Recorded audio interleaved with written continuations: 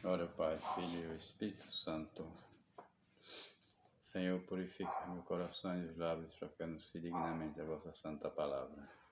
O Evangelho dessa quinta-feira está em Lucas 7, 36 a 50. Disse Jesus: certo fariseu convidou Jesus para uma refeição em casa. Jesus entrou na casa do fariseu e se pôs à mesa. Apareceu então uma mulher conhecida na cidade como pecadora. Ela, sabendo que Jesus estava à mesa na casa do fariseu, levou um frasco de alabastro com perfume. A mulher se colocou por trás, chorando aos pés de Jesus. Com as lágrimas, começou a banhar-lhe os pés. Em seguida, enxugava com os cabelos, cobria-os de beijos e ungia com perfume. Vendo isso, o fariseu que havia convidado Jesus ficou pensando: se esse homem fosse mesmo um profeta, saberia que tipo de mulher está tocando nele, porque ela é pecadora. Jesus disse então ao fariseu: Simão, tenho uma coisa para dizer a você. Simão respondeu: fala, mestre. Certo credor tinha 2 devedores. Um lhe devia 500 moedas de prata e o outro lhe devia 50. Como não tivesse com que pagar, o homem perdoou aos 2. Qual deles o amará mais? Simão respondeu: acho que é aquele a quem ele perdoou mais. Jesus lhe disse: você julgou bem, certo? Então Jesus voltou-se para a mulher e disse a Simão: está vendo esta mulher? Quando entrei em sua casa, você não me ofereceu água para lavar os pés. Ela, porém, banhou meus pés com lágrimas e os enxugou com os cabelos. E você não me deu o beijo de saudação. Ela, porém, desde que entrei, não parou de beijar meus pés. E você não derramou óleo em minha cabeça. Ela, porém, ungiu meus pés com perfume. Por essa razão, eu declaro a vocês: os muitos pecados que ela cometeu estão perdoados, porque ela demonstrou muito amor. Aquele a quem foi perdoado pouco demonstra pouco amor. E Jesus disse à mulher: teus pecados estão perdoados. Então os convidados começaram a pensar: quem é esse que até perdoa pecado? Mas Jesus disse à mulher: sua fé salvou você. Vá em paz. Palavra da salvação. Glória a vós, Senhor.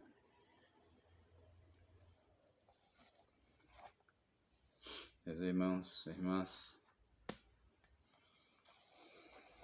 o Evangelho dessa quinta-feira está em Lucas 7, 36 a 50. Fala da mulher pecadora. Não tem nome essa mulher, não fala o nome dela. Uma mulher que chegou diante de Jesus, ungindo seus pés com perfume. E naquele tempo existia um costume de as pessoas, quando ia visitar o outro, recebiam uma vasilha com água. O próprio escravo, quando era as pessoas importantes da sociedade lá, os escravos iam lá, lavavam os pés das pessoas e enxugava. Porque naquele tempo, naquele contexto, não existia assim a rua pavimentada como nós tem hoje, né? Asfaltada e tal. Era muita poeira. E aquele pessoal andava a pé porque também não tinha automóvel. Naquele tempo era difícil, né? Só andava mais a pé. E a animal. E por isso sujava muito os pés. E quando chegava nas casas das pessoas, as pessoas ofereciam água para lavar os pés. Quando tinha escravo, o escravo ia e lavava. E assim era o contexto do tempo de Jesus.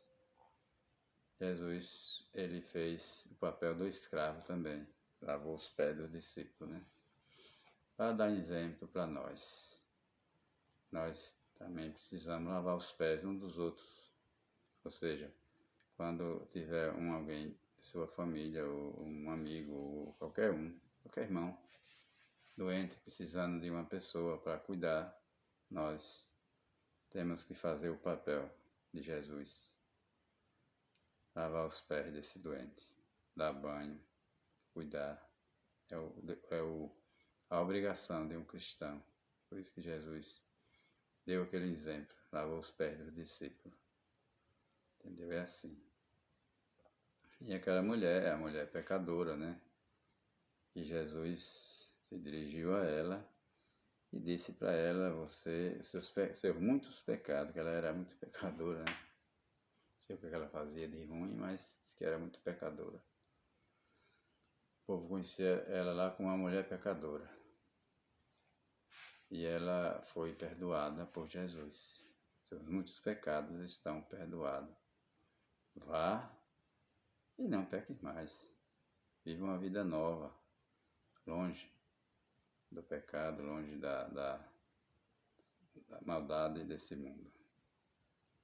E aqueles que ouviram ficaram criticando Jesus porque ele perdoou os pecados daquela mulher. E porque ele estava sendo tocado por ela lá, lavando os pés dele e tal. Porque ela era pecadora, eles achavam que não podia. Mas Jesus deu o perdão e fez também a comparação da pessoa do credor que devia e não podia pagar, e o outro perdoou. E os fariseus ficaram tudo assanhados, criticando Jesus porque Jesus fez esse gesto bonito. Quem é ele para perdoar pecado? Os fariseus não sabiam que Jesus era Deus. Eles acho que não acreditavam, né? Que só Deus pode perdoar pecado, ninguém mais pode perdoar pecado. Ele não sabia que Jesus é Deus. Ele não sabia que estava diante de Deus, ali, frente a frente, né? Incrível. E Jesus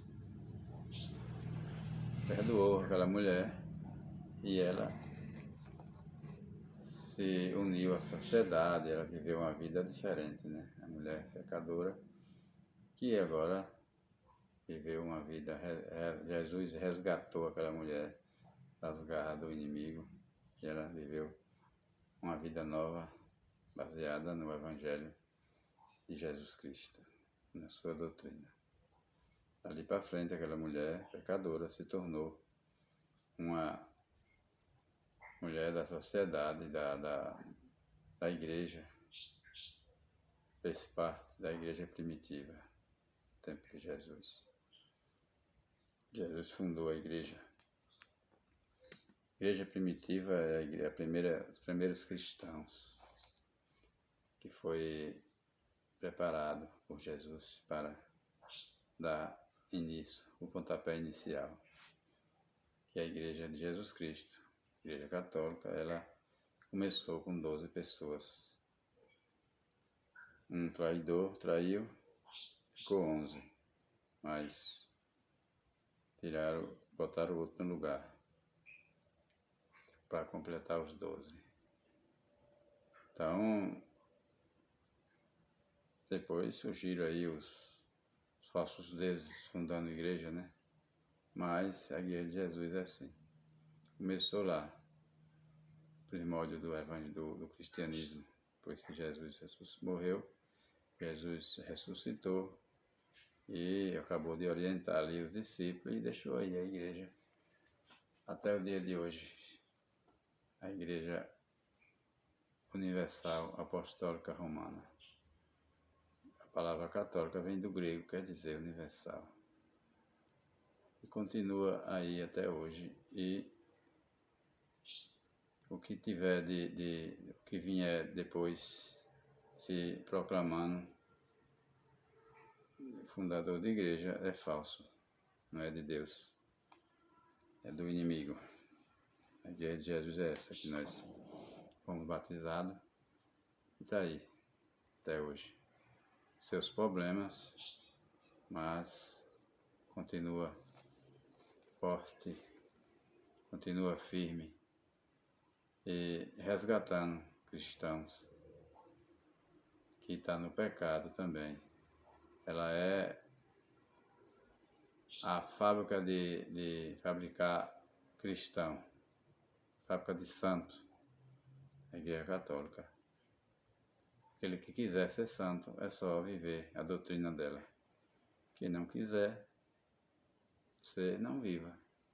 Depois, você acerte com Deus. Agora, que a igreja é uma fábrica de fazer santo, porque a gente, quando vive essa doutrina, e ela tem essa doutrina, seu magistério,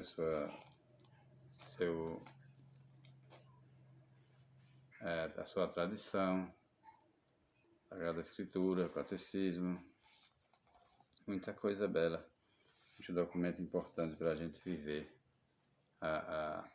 na santidade, através da orientação da Santa Igreja. Não podemos dar ouvido a falsos mestres que ficam por aí falando besteira, coisas que não estão de acordo com a doutrina da nossa igreja. Até aqueles que estão dentro mesmo da própria igreja. Se falar palavras que não estão de acordo com a verdade, não sigam. Por isso que a gente tem que conhecer a doutrina da nossa igreja. Precisamos conhecer a verdade para não entrar nesses caminhos errados, nessas conversas, desses mimimi aí que estão falando muita besteira hoje. Pessoas de dentro, autoridades de dentro da igreja falando besteira. Tem que dar ouvido ao Evangelho, a Sagrada Tradição, o Sagrado Magistério da igreja, ao nosso catecismo, aquele amarelinho, muito bom. Sigam aquilo lá que está no caminho certo.